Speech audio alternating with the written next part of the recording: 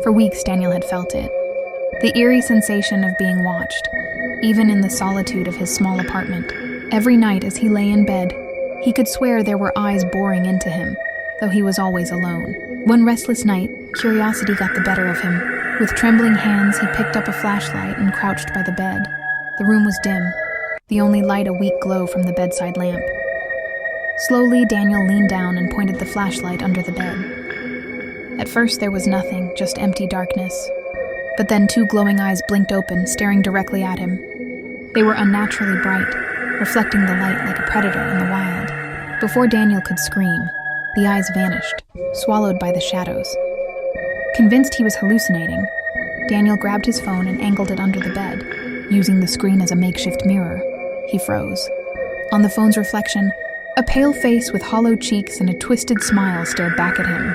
Its lips moved, though no sound came out. Daniel dropped the phone and scrambled back. That night, he barely slept, his eyes fixed on the edge of the bed. Every creak of the wooden floor made his heart race. By morning, he convinced himself it was a trick of the light, or exhaustion. But the next night, things escalated. As Daniel lay paralyzed with fear, he heard it, a soft scratching sound from under the bed, followed by a faint whisper. "I see you." Daniel bolted upright, his heart hammering. He turned on every light in the room and swore he wouldn't sleep. But exhaustion took over, and he dozed off in the early hours. When he woke, his eyes immediately fell to the floor. A trail of muddy footprints led from the bed to the door, but the door was locked from the inside. Desperate, Daniel decided to inspect the bed once more. This time, he found strange symbols carved into the wood beneath. They were crude, jagged, and burned into the frame. He reached out to wipe them away, and that's when he heard it. A low, guttural laugh right next to his ear. He turned quickly, but the room was empty.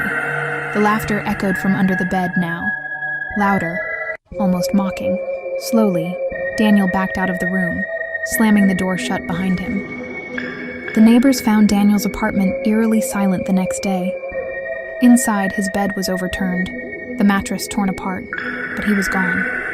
The only clue left behind was a faint bloody handprint on the floor, leading back to the gaping darkness under the bed. They say if you listen closely in the dead of night, you can still hear laughter echoing from Daniel's empty room.